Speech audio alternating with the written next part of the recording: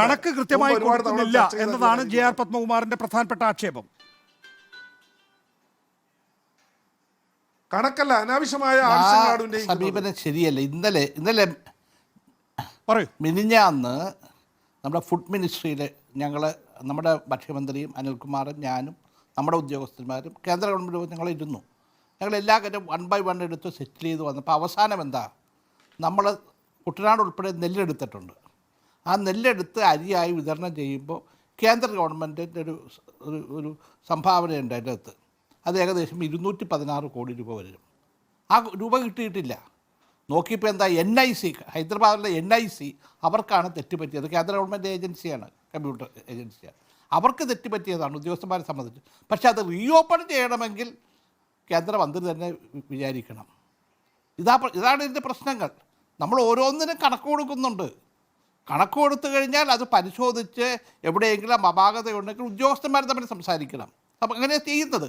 ഇവിടെ വന്നിരിക്കുന്ന മറ്റു ഉദ്യോഗസ്ഥന്മാർക്ക് പറ്റിയ കേന്ദ്ര ഗവൺമെൻറ്റിൻ്റെ വിവിധ തലങ്ങളിൽ ഉദ്യോഗസ്ഥന്മാർക്ക് പറ്റിയ തെറ്റുകൾ അതാണ് മന്ത്രിതലത്തിലിരിക്കുമ്പോൾ പരിഹരിക്കപ്പെടണം.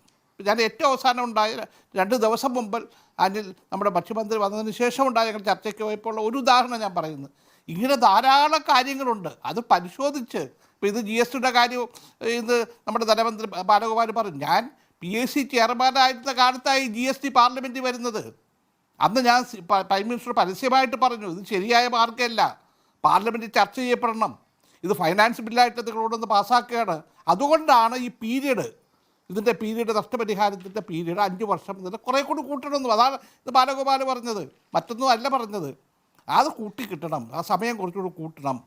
നമുക്ക് കിട്ടേണ്ട ഇപ്പം മുഴുവൻ വരുമാനവും നികുതി പിരിവും കേന്ദ്രത്തിലേക്കല്ലേ പോകുന്നത്. മുമ്പത്തെ പഴയ കാലം പോലെയല്ലോ സംസ്ഥാനം പിരിച്ചിട്ട് കേന്ദ്രത്തിന് കൊടുക്കലല്ലോ. അപ്പോൾ GST വന്നൊരു സിസ്റ്റം വന്നപ്പോൾ ആ സിസ്റ്റത്തിൽ ഒത്തിരി അപാകത വന്നു. 6 തട്ടിലുള്ള GST ആണ് ആദ്യം വരുന്നത്. അതിപ്പോൾ 2 തട്ടിലായിട്ട് മാറ്റി. നമുക്ക് കമ്പ്യൂട്ടറിൽ ചില പ്രശ്നങ്ങൾ വന്നു. ഇതിങ്ങനെയൊക്കെ പശ്ചാത്തലം വന്നപ്പോഴാണ് സംസ്ഥാന ഗവൺമെൻറ്റിൽ ആവശ്യപ്പെട്ട് പീരീഡ് ഒന്ന് കൂട്ടണം. 5 വർഷമായിട്ട് നമുക്ക് 6 വർഷമോ 7 വർഷമോ വേണമെന്ന് അതിനെക്കുറിച്ചാണ് സംസാരിച്ചത്. ഇത്തരം കാര്യങ്ങൾ പരിഹാരം വേണം. അതിന് കേന്ദ്ര ഗവൺമെൻറ് സംസ്ഥാനങ്ങളുമായി സഹകരിക്കണം. ഇത് കേരളത്തിൻ്റെ മാത്രം ആവശ്യമല്ല. പ്രധാനപ്പെട്ട എല്ലാ തമിഴ്നാട്, കർണാടക, ആന്ധ്ര, നമ്മുടെ ചുറ്റുമുള്ള എല്ലാ സംസ്ഥാനങ്ങളും BJP ഇതര സംസ്ഥാനങ്ങളാണ് ഇതിൽ ഏറ്റവും കൂടുതൽ ബുദ്ധിമുട്ട് അനുഭവിക്കുന്നത്. BJP ഭരിക്കുന്ന സംസ്ഥാനങ്ങൾ അവരോടൊരു മമതയുണ്ട്. BJP സംസ്ഥാനങ്ങളോട് ചിറ്റമ്മ നയമാണ്. ഇതിന് പരിഹാരമുണ്ടാക്കേണ്ട ബാധ്യത കേന്ദ്ര ഗവൺമെൻറ്റിനില്ലേ? അതാ ഞങ്ങളിപ്പോൾ ചൂണ്ടിക്കാണിക്കുന്ന നാളെ. ശരി, ദയവായി